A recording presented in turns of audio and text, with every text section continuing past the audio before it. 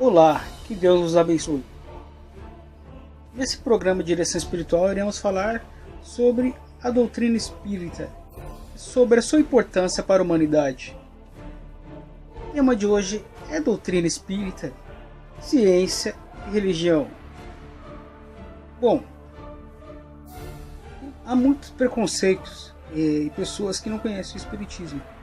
Bom, o pessoal sempre pergunta por que uma doutrina espírita é considerada uma ciência. Bem, antes da gente entrar nesse assunto, é importante que esclarecemos que aqui neste momento não temos pretensão de darmos conteúdo ou conceitos muito profundos. O que é uma doutrina, uma ciência como o espiritismo de fato, ela merece estudos aprofundados.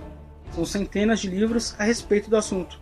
O que nos compete dizer aqui a clareza que for possível. E apenas um sentido de ser um aperitivo, um incentivo de chamar a atenção para um estudo que é importante, né? O espiritismo é considerado uma ciência porque ele estuda à luz da razão, utilizando-se da pesquisa e da experimentação que a própria ciência tradicional utiliza para explicar os fatos, os fenômenos espíritas. Então, dessa forma, o espiritismo, a ciência estuda a natureza, a origem, o destino dos espíritos e a relação que os espíritos têm com o mundo corporal. Pergunto muito o que são fenômenos espíritas e quais são as contribuições dos espíritos para a sociedade mediúnica. É interessante, a gente é levado a acreditar,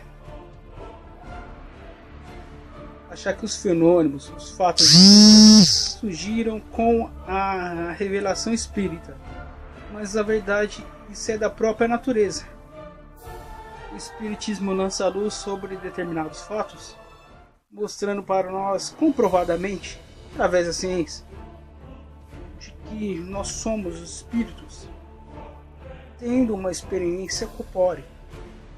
Então, esses fatos espíritos são de uma forma mais abundante no nosso meio hoje. Ele já existe de toda a eternidade, desde que o mundo é mundo. Esses fatos acontecem, né? São inúmeras narrativas dos textos bíblicos do Evangelho de Jesus, do cotidiano das pessoas. Então, o espiritismo ele tem a contribuição nesses fenômenos de explicar à luz da razão, a fim de que eles, saindo do fato extraordinário, possam ser entendidos por nós. O que vale ressaltar, inclusive, muitas pessoas dizem que o espiritismo às vezes desmerece os fatos ocorridos e acontecidos com a passagem de Jesus na Terra. Na verdade, é um equívoco, porque o fato da gente conhecer como se processa o funcionamento do celular hoje não faz com que o aparelho, o fato em si, seja menos extraordinário que ele seja. Apenas nos dá a visão e a clareza, acalma o nosso espírito. Esse conceito. Então, o espiritismo, quando vem lançar luz sobre aqueles fatos ocorridos por Jesus, sobre os fenômenos de cura, tantos outros na vida de Jesus, não desmerece o fato. Pelo contrário, faz com que engrandeça ainda mais a personalidade de Jesus, que já naquela época dominava o assunto e sabia como se operavam esses fatos, né? E é interessante que a própria pedagogia de Jesus não era no sentido de nos esconder essa verdade. Ele, como bom mestre que era, um bom professor, ele esclarecia determinados fatos ao alcance daqueles que estavam vindo. Tanto é que muitas coisas que ele não falava abertamente, ele não omitia, jamais ele se omitiu a dizer determinado assunto, mas ele lançava o conceito na forma que nós tínhamos condições de entender, tipo parábolas. E era a forma da gente entender determinados conceitos em profundidade. Os próprios espíritos encarnados naquela época que faziam parte do apostolado de Jesus destinou ele a fazer determinada ocasião. Sabe por quê? O Senhor fala com eles por parábola. É porque a eles não é dado saber determinadas certas coisas com profundidade, como vocês sabem. Mas a gente sabia que chegar um fato, um momento que essa luz ia ser revelada, o fato da razão. Então existiram alguns estudiosos que dedicaram à ciência espírita. Chico Xavier, Allan Kardec. Uma pergunta que exige muito raciocínio equivocado que a gente tem de achar que esses acontecimentos, esses fatos que surgiram, eles foram criados pelos espíritos.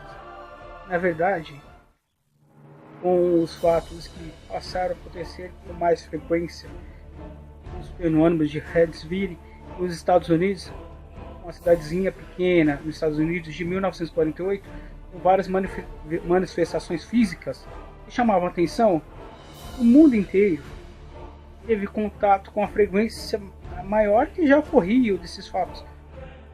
E homens sérios, homens preocupados com esses fatos, deram-se por interessar a estudá-los. E é relevante saber também que Kardec nasceu espírita. Ele não inventou o espiritismo, ele observou os fatos como cientista que era, homem de ciência que era, questionador, não aceitando a explicação que se dava, passou a investigá-los e esses próprios fenômenos que eram gerados, criados pelos espíritos, vieram à tona dizendo: nós somos espíritos daqueles homens que viveram encarnados na Terra. Daí então houve todo um desdobramento, como homem de ciência que é, na intenção de esclarecer esses fatos, né? Bom, me perguntam se Chico Xavier era um médico fazer mal para os outros.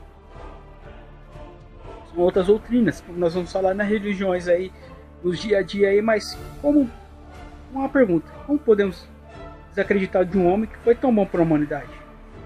Fica essa pergunta, né? O homem que fez isso bem para a humanidade, não podemos acreditar. Bom, esse é um pouquinho da direção espiritual do espiritismo. No próximo programa trarei a direção espiritual, talvez mais vista em todo mundo aí, o pessoal mais gosta, que é a religião católica.